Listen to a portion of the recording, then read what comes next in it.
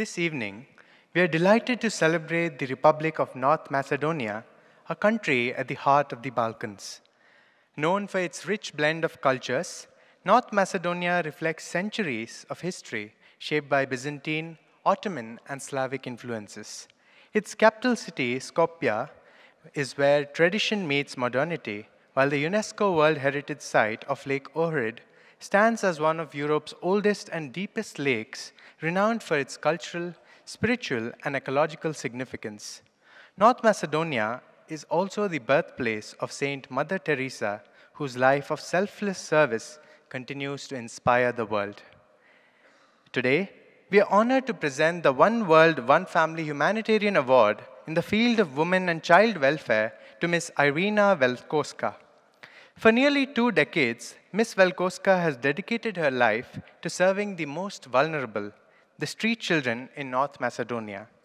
Through her leadership at the Daycare Center for Street Children and the Defense for Children's Rights, she has provided shelter, food, education, and above all, love and dignity to those in need.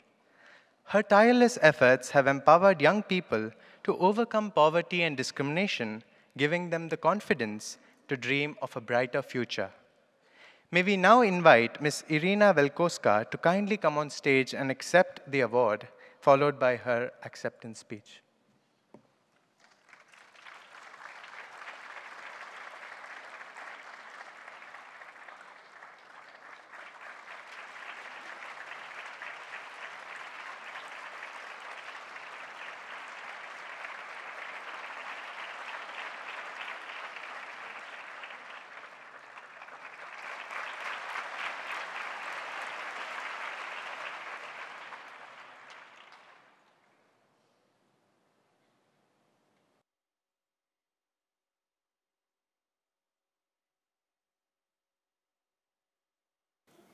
Dear all, on behalf of the children from the Day Center for Street Children and all of us who work with them, I would like to express our heartfelt gratitude to Sadhguru Sri Madhusudan Sai for this tremendous recognition.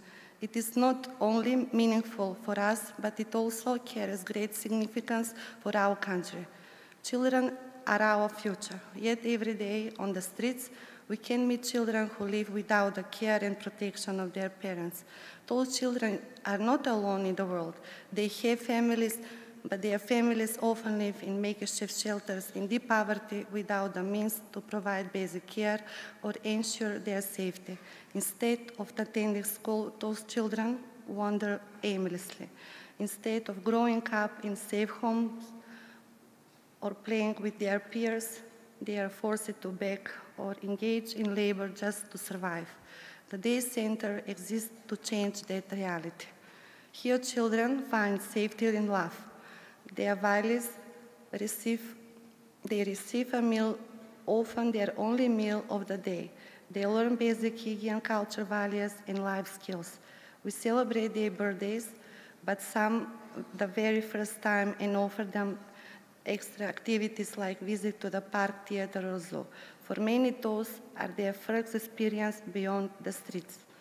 We also work with their families every day, providing psychological support to strengthen parenting skills and help them regain their responsibilities. For children without personal documents, we assist with the registration in cooperation with the administration so they can access educational and health care.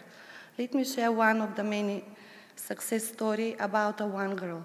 At the age of 4 years, the girl was found begging on the streets. She became part of our Day Center, and over the next 14 years, we worked on her socialization and integration.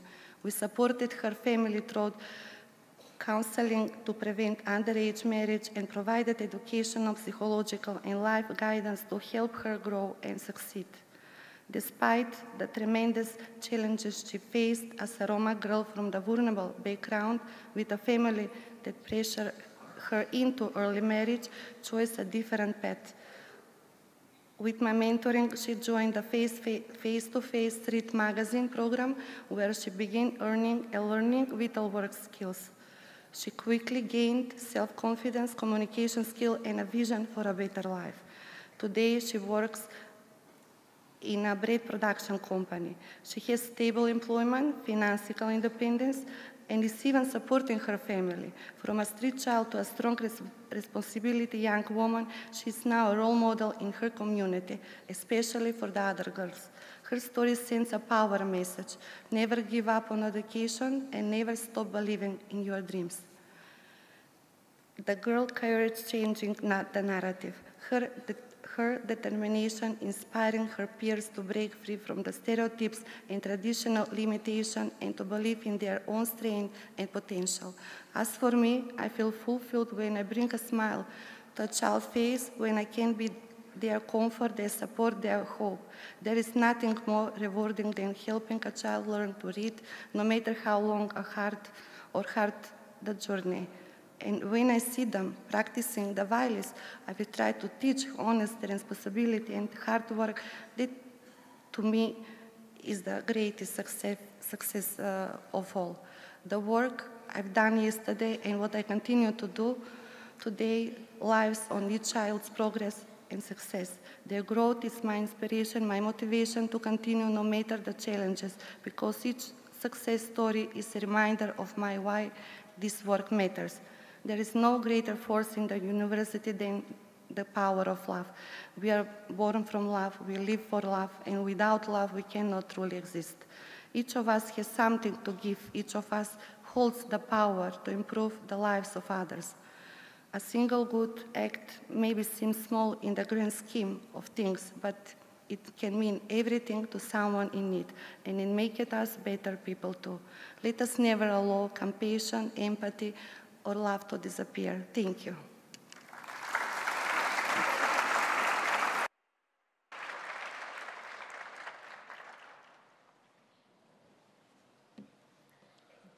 Now, we have two representatives from North Macedonia who will address us.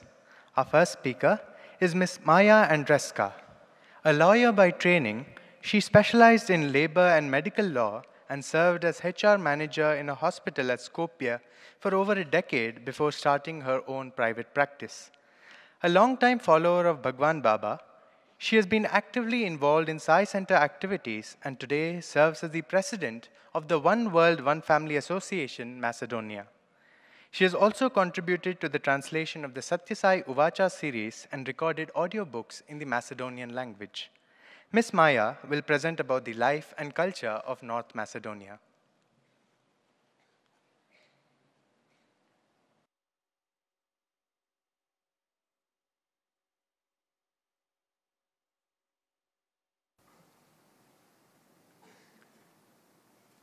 Humble greetings to Sadhguru Sri Madhusudan Sai, whose divine love and guidance inspired this global gathering of One World, One Family World Cultural Festival. Distinguished guests, dear brothers and sisters, respected students, dobro večer I dobro ni dojdovte, and loving greetings from Association Eden Svet Edno Semejstvo from Skopje, Macedonia. Macedonia is a sun-soaked land, small in size but big in hearts. Lying at the heart of Europe, on just over 25,000 square kilometers, it always stood at the crossroads between East and West. Our beloved country is small in size, yet rich in diversity. It is home to about 1.8 million people from more than 20 different ethnic communities. The capital city is Skopje. The official language is Macedonian, and the country's official currency is the Macedonian denar. One Macedonian denar is equivalent to 1.68 Indian rupees. Samuel Fortress is a historic fortress located in Ohrid. Located on a hill, the fortress offers a beautiful view of the city and the Ohrid Lake. The stone bridge is an iconic landmark connecting the old town with the modern city center across the Vardar River. Built during the Ottoman period of the 15th century, it is made of stone arches and has stood for centuries as a symbol of Skopje's history and architectural heritage. Matka Canyon is a breathtaking gorge known for its emerald green river, towering cliffs, and ancient monasteries along the trails. The philosophy of Macedonia is rooted in peace, multicultural harmony, and human dignity. It embraces diversity and promotes unity through freedom, democracy, and equality among all communities. As our national hero, Goce Delchev, said, "I understand the world solely as a field for cultural competition among nations." It's no surprise then that Macedonia gave the world one of its most compassionate voices, Saint Mother Teresa of Calcutta. Born in our capital, Skopje, she carried the values of love and service from her homeland, Macedonia, to the streets of India. In the 9th century, Saints Cyril and Methodius, with their disciples, created the Cyrillic script to help spread Christianity among Slavic peoples. Ohrid then became the spiritual center of Macedonia and the site of the first Slavic university in Europe. Today, these saints are honored across Europe as pan-Slavic enlighteners. Ohrid is called the city of 365 churches, one for each day of the year. It became Macedonia's spiritual center and a symbol of our deep Christian roots.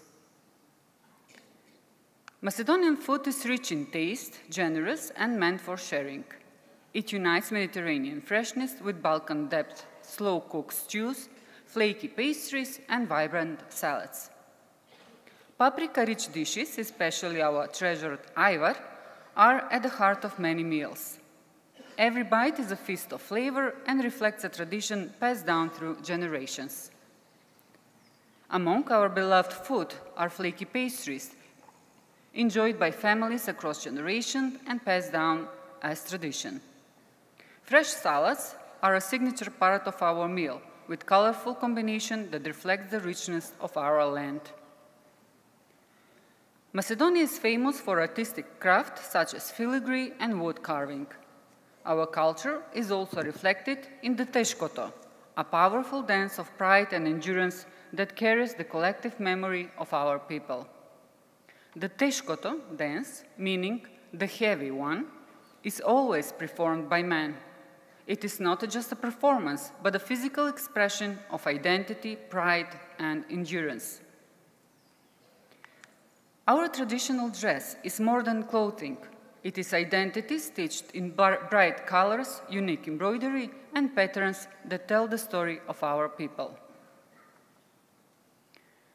Esma Regipova Teodosievska was a singer and songwriter from Macedonia belonging to the Romani community. She fostered 47 children and won many awards for helping others. Toše Proeski was a singer and songwriter. He was one of the most popular artists in Macedonia and the Balkans, and he was also known for his charity work and angelic soul. Adult obesity is rising, increasing the risk of long-term diseases, while 1,500 school children reported to attend school hungry.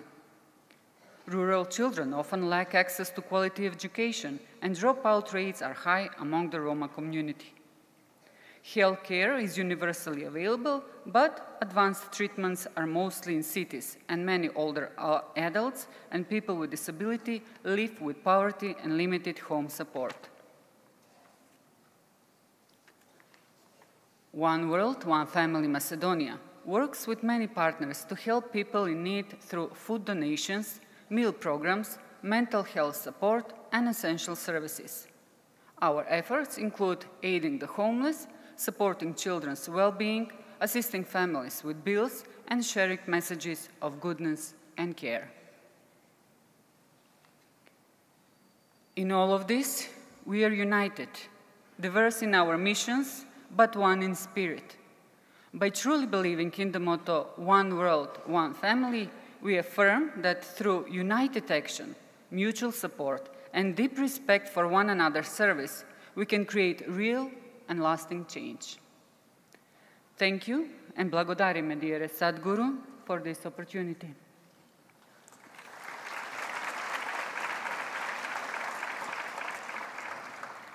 Dear Sadhguru, we have a small token of love from Macedonia, which we would like to offer to you. It's a handmade filigree work of Mother Teresa.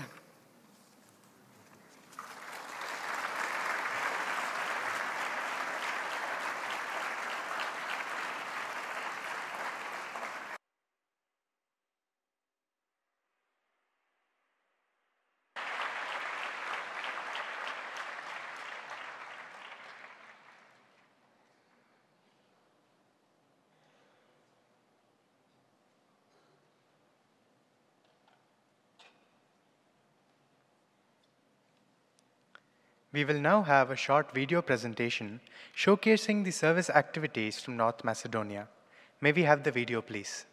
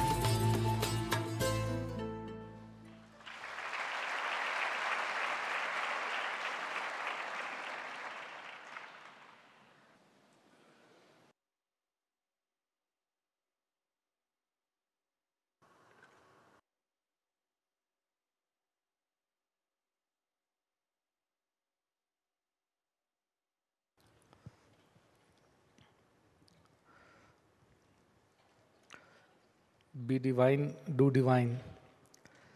You have to be divine to do divine. And you have to do divine to be divine. It is a self-fulfilling process.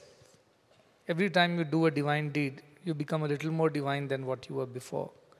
Every time you become a little more divine than what you were before, you are capable of doing more divine deeds.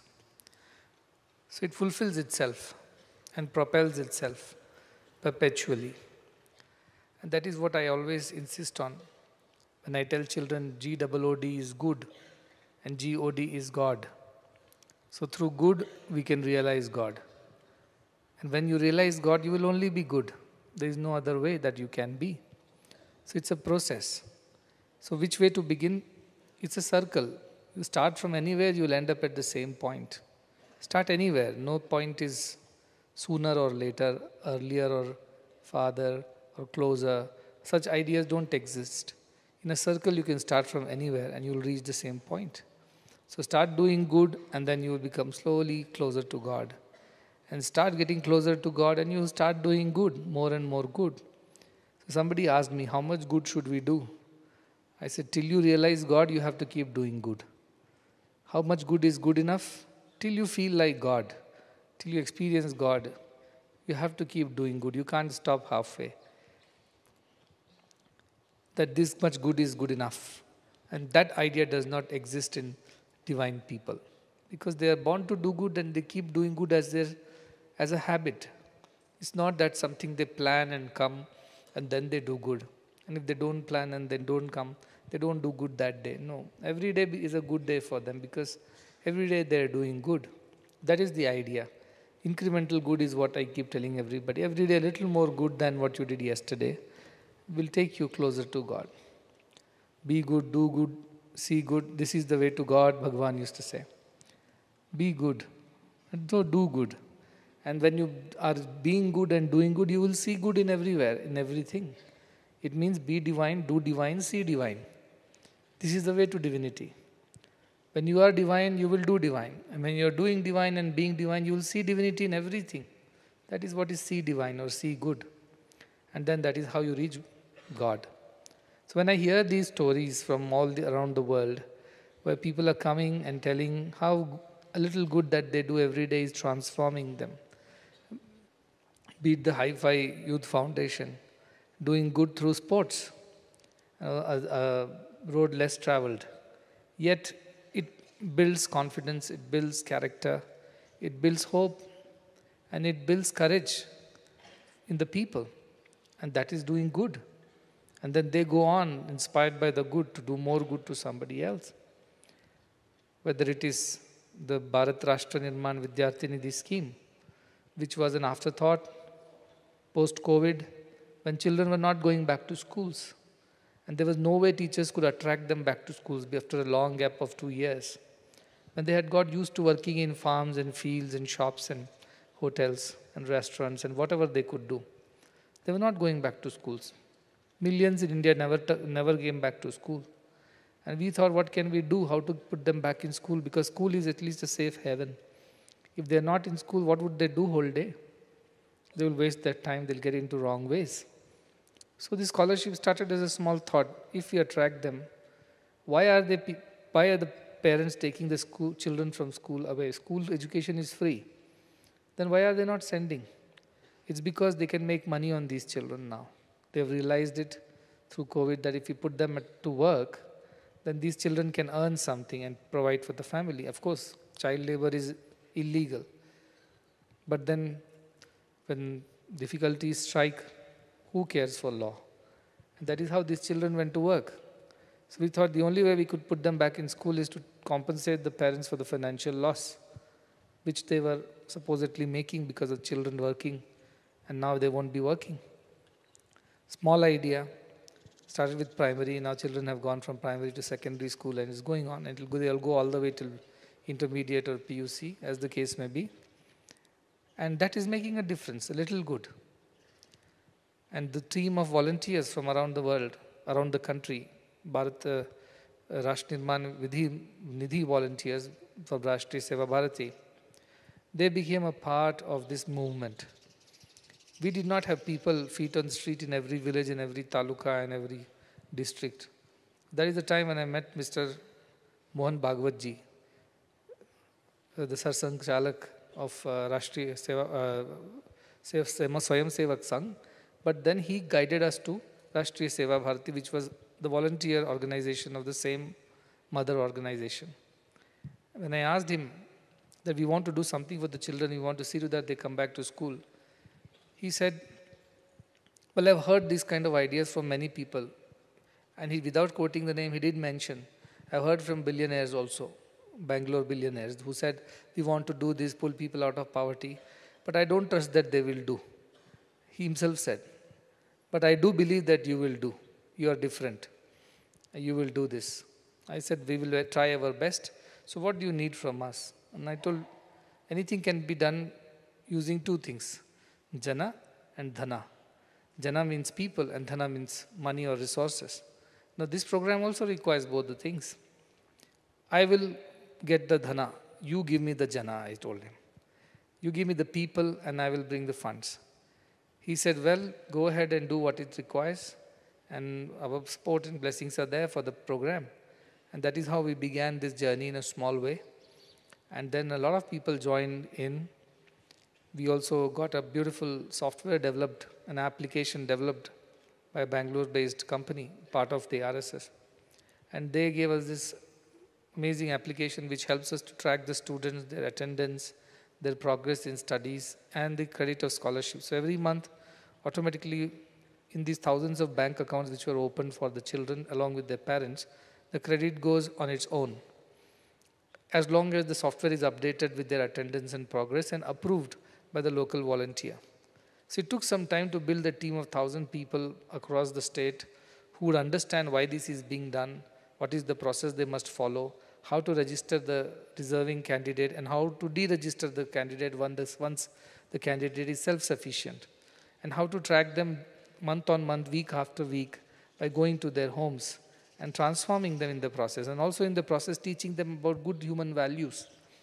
And that slowly started growing, and now last 3 to 4 years, so much work has happened. I met the volunteers last year. But the idea was that why children should not stay out of school. I know all our schools are not amazing, but then at least they are schools. There is a place where they can look forward to going to every day. And it is better than going to a labor camp, better than going to a factory, better than going to somebody's house to clean vessels and clean the floor. It is definitely better than that. May not be as good as high quality education, but then at least something. So that was the idea of putting our children back into school. It's come a long way. I congratulate Venkatesh and team and everybody else who is behind the scenes who are working daily, that they're bringing hope, they're bringing joy, they're bringing a positive future for these children who would otherwise be lost to history. So this is how little good helps. Today also happens to be the Macedonia Day. And when I was small, I was quite an admirer of Mother Teresa. Because up north, there are a lot of Mother Teresa's organized missionaries of charity, which does a lot of good. All these are sisters who have devoted themselves to the cause of serving the society, especially the poorest and the most downtrodden, people who are dying. And dignity in death was her way of serving the people. She knew that they are going to die today or tomorrow. She knew that they are not going to survive. And maybe putting any efforts to revive them was also a waste of time and money for an ordinary person who looks at it. But she thought they must have a dignified death. Let them die in peace. Let them die feeling loved and cared and accepted. And so this idea itself, when I was young, it struck me like a thunderbolt. Because we don't think about death. We don't want to. And when you think about death and you think that anyway the person is going to die, why waste money on such a person? We would think like that. But she thought it's not a waste of money. That person deserves to die with dignity. That is how Missionaries of Charity built its first center in Calcutta and the hospital, and then it grew and grew and grew and spread around the world. And one thing that I remember from somewhere I read, that the first person dying in probably a sewage, garbage line or whatever, the drain, there was a person lying there, and Mother Teresa was just a young nun who had arrived in India. She went around looking in Calcutta and thought how much misery was there. Now, these are old times, British times. And she went, and as she was seeing, she had something else to do that evening. But then she saw somebody just abandoned by the side of the road near a drain with wounds all over the body and smelling and stinking with terrible stench. And she looked around, there was nobody for the person, a dying old man. And she felt that she must do something about it. And she brought him over to her place and started nursing him. And everybody was naturally surprised or shocked. What you're doing? Why did you get into this? Because that was probably not the job that she arrived here for. Maybe she came here to just preach. But then here her heart said, no, I must serve. And then she started doing that with that one person, the dying person, who died eventually, naturally. But she felt good that she has at least helped him die better than what he would have otherwise in the drain of Calcutta somewhere. So that's how her journey began. So I was very impressed by things, and I read up a few books. When I remember, as a student, I gave a speech on Mother Teresa in the prayer hall assembly. Another thing that I remember from that was, I believe she had retired for the day and she had gone upstairs. That was sometime later, when there was a knock on the door downstairs. And when someone opened, there was a beggar with 5 rupees to donate to missionaries of charity. But the sisters thought it was not nice to disturb Mother Teresa for 5 rupees after all. She has anyway gone to bed and retired for the day. But hearing the commotion, she came back down, asking what's happening. And they told that there is a beggar who wants to offer 5 rupees, his day's earning, to this charity. And she went down all the way, accepted with great humility. And when people were surprised, why would she do that for just 5 rupees? She said, this is more than $1 million for me. Because for this man, this is all that he has. So somebody who is a billionaire comes and gives probably $1 million. It doesn't matter to her as much as a beggar who begged all day, and whatever he saved probably did not eat enough that day and saved that money to give it to her. That money truly is more valuable, she said. So also when a journalist asked, how can you do this? This is gory. You can not deal with this stench and the smell of the decaying limbs of the dying people. It is so horrible. I wouldn't do that for $1 million. And she said, nor would I. But I do it for Jesus. $1 million is not what makes them do what they do. They do it because they do it for the love of God. So these are the people who have set examples.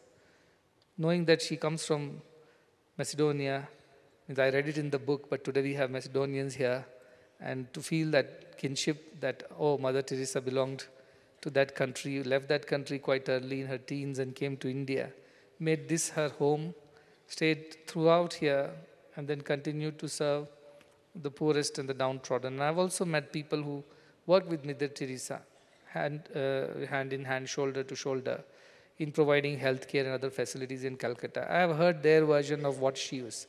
I know there are a lot of stories floating around, but then I have heard them speak about her greatness, her kindness, her compassion, who directly worked with her. So I'm quite convinced that it was God's work that she was doing. She was born to do that. She was meant to do that. And that little good that she did every day, especially to those who had nowhere to go. Nobody would touch them. Nobody would accept them. Nobody would take them in. They would die rotting on the streets. She worked for them, and that really touched my heart so much. As in the new hospital, we built the palliative care unit. I definitely think of her, who thought of those who would anyway die, but let them die better. Let them die with dignity. Let them die with some human honor. That was the amazing idea that I felt she really left behind a deep impression in my mind. And we are building a palliative care unit, of course, in the new hospital. We know that these people are going to die. Do what you can, but you cannot save them. No miracle will give them a new lease of life. They will eventually decay and die, but then they should die better, like what she did for the people. So that is something that inspires us. Knowing that she's from Macedonia, knowing that Macedonians are here, that makes me very happy and feel inspired. That time to do something for Macedonia, because a Macedonian did so much for India. So we all should join hands in helping those children out there who still need some help. Not everybody needs, but there are those who definitely need, who have fallen through the cracks. And for them, we should work. I'm very glad to see the work that is being done by One World Family Mission in Macedonia, along with other local charities, to support those children who are the future of the world, but then they are lost to the past because They don't go to schools, they don't eat, they don't grow well. And worse, if they fall into wrong hands, that's even worse. So put them back on track and take care of them is something that is very close to my heart. And if you look at all our projects and programs, largely it's around the children. And if we save the parents, it's for the sake of the children, so that the children are not abandoned and orphaned, so that the breadwinner can go back and earn back for his family, or the mother can go back and bring up her children. For that sake, we run the hospitals for the elderly also. Of course, most of our hospitals are children's hospitals. But the idea is that. So we believe that if children can be looked after, the world would definitely be a better place than what it is now. And it is possible, one child at a time, and each of us get together. And all I tell is everybody looks after somebody else. Like each one educate one. Like that each one care for another. That's enough. The whole world will be looked after. Those who can do more, definitely they can do more. As I said, what is the yardstick? How much good is good enough? Till you become God, you have to keep doing good. There is no other way. Good is not an entertainment purpose. Good is not for some recognition and rewards. Good is not for feeling good. Good is to feel God. And if you don't feel God, then keep doing good. How long? Till you feel God, keep doing good. That is the idea. And one day you will definitely feel God. You will be God. You will be one with God if you have done good enough good all your life. So that is what I say. Everybody let us pledge to do a little more good than what we are doing. As Mahatma Gandhi says, another great visionary of those times, he said the difference between what we do and what we are capable of doing would suffice to solve most of the world's problems. So we are capable of much more good than what we do. But our selfishness, our ego identity, our fears of the future, our worries of the past stops us from doing enough good. It does not allow us to do all the good that we are capable of doing. And that is why the world is still not becoming a better place, despite so many good people, because all good people are not doing enough good. So to all of them, I give a call to action that yes, do a little more good than what you did yesterday. I'm sure you are capable of it. There is so much more potential untapped in each one of us. And you would inspire hundreds and thousands and millions of people more, till there would be nobody abandoned, orphaned, forsaken, especially children and those who have to die alone, rotting by the side of a sewage drain. That is not the world that we want to live in. And if we have come to this world, God has sent us here, definitely He has a plan and a purpose. And let me tell you, whatever be the way of to it, the true purpose is to do good only. Whichever way you do it, that is up to you. But how much good you should do? Till you become one with God. That is the idea. So be good, do good, see good, be divine, do divine, see divine. That is the method, that is the process. And when you do this, step by step, you will reach the destination because you're on the right road. So sooner or later, you will be going to where you want to go. That is the idea of this mission. I am very happy that today we could share such stories and people who are working in so many parts of the world. Every day we hear about them, we get inspired. See, they did not get anybody to come and pat on their back or encourage them. They did it out of their own enthusiasm, their own passion. But these are greater than those who are sitting under my nose and doing, because here you are bound to do good. As somebody said, you are being paid to do good in our institutions. But these people are doing it just on their own. No God came to them and said, get up, do good, I am going to bless you. They just did it because their heart said so. So they have far more conviction in goodness than most of us. Because we were told to do good, we were encouraged to do good, even paid to do good. These people just picked it up on their own and they keep doing good every day with humility, with love, with compassion. I think that is what matters. So good should make us humble. Doing more good should make us more humble. Every day we do good, we feel God has given me another opportunity to serve Him. Instead of going back to God and saying 1, 2, 3, 4, 5, 5 times I did good today, did good today. You better be good to me. You don't talk like this to God. When you do good, you go, surrender, submit yourself at the end of the day. And in fact, if at all you must speak something, you can only say, I think I could have done more good. I think I did not do enough good. Something stopped me from doing more good than what I should have. And so please forgive me and give me the strength to let go of my individuality, my fears, my anxieties, my selfishness, my desires, so that tomorrow when I wake up, I do more good than what I did today. And these petty things should not stop me from that. That is how we should wake up and do, and not complain to God about things. We have got enough and more. There are so many out there who have nothing. So let us keep doing good and be good. As I said, that is the only way to see good, see God in everything. With this, I'll conclude, and I'm looking forward to the evening program from Macedonia and further deliberations. So again, be good, do good, see good, be divine, do divine, see divine.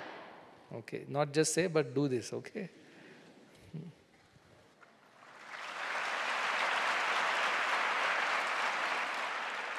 We will now have a short break, after which we will reconvene for the cultural program.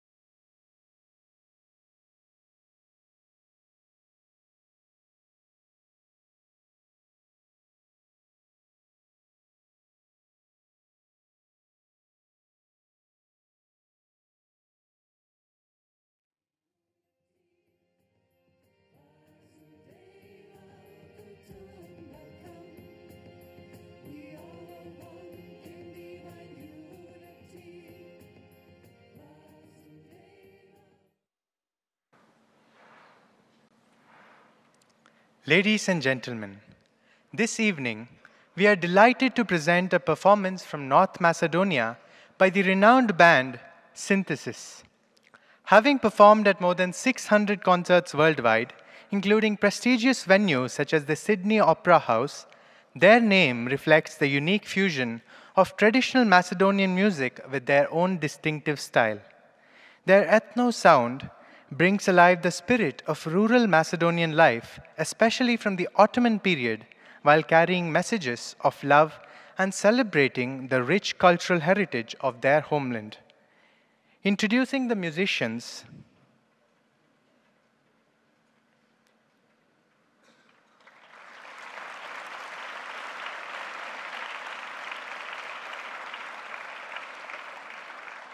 we have Mr. Goce Uzunski on the tapan and tarabuka, Mr. Goran Geshovski on the bass guitar, Mr. Doce Dimovski on the kava, zurna and gaida, Mr. Radoslav Shutevsky on the drums, Mr. Vancho Yovchev on the piano and keyboard, Ms. Bilyana Stoyanovska on vocals,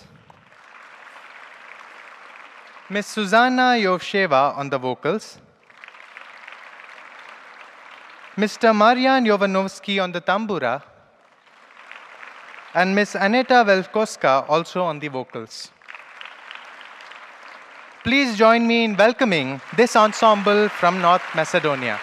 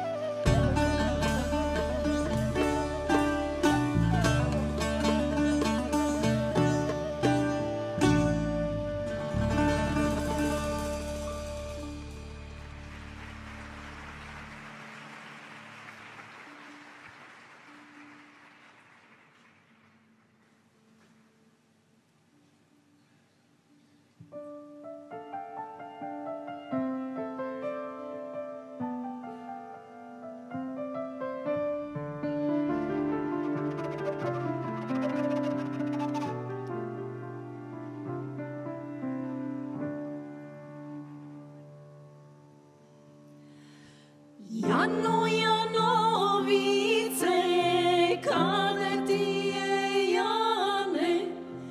Jano, Jano, vice, kade ti je Jane?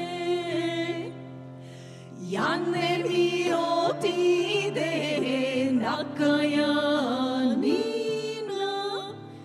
Jane mi otide na kajanina.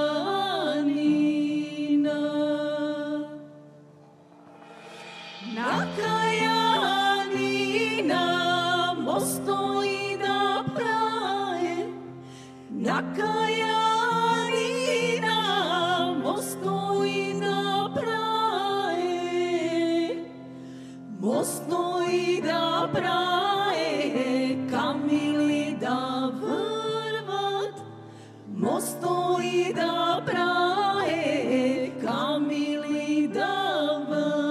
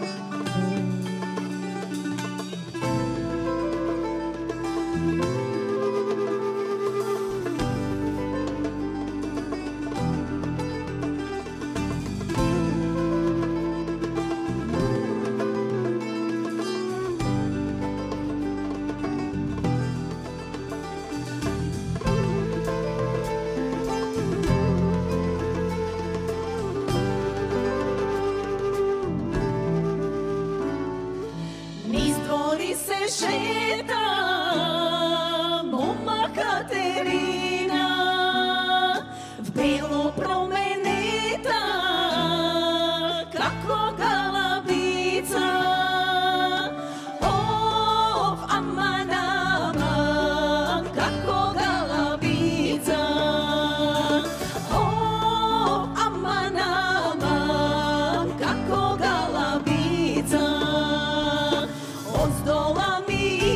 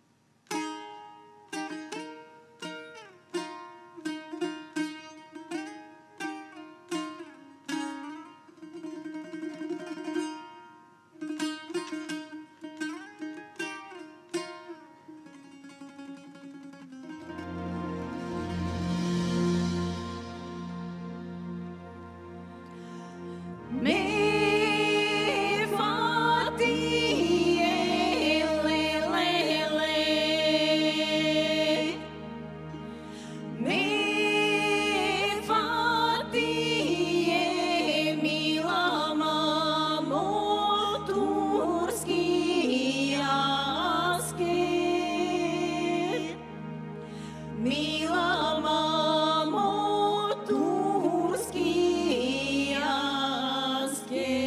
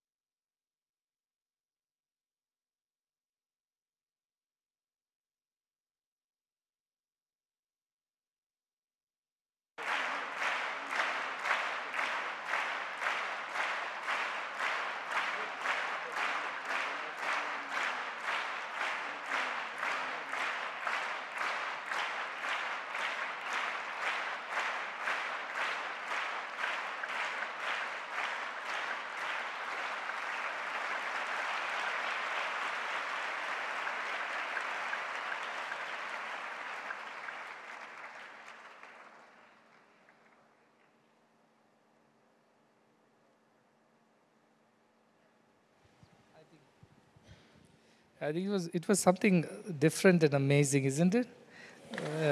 Something we haven't heard so far. I don't know. They told me it's called Zula, the Chennai-like instrument that he was playing. Straight went into our souls. There was something about it. I don't know, the raga, the melody, the singing, the overall ensemble, but something about that sound. It pierces through your soul. You know, I don't know, something magical. That's what I felt. It was truly wonderful, and we're very, very thankful for you to come here and present this program in front of all of us. We truly appreciate your music, and we really enjoyed it. It touched our hearts and souls. Thank you so much. Yes, thank you. We request all to rise for the national anthem of North Macedonia, followed by the national anthem of India.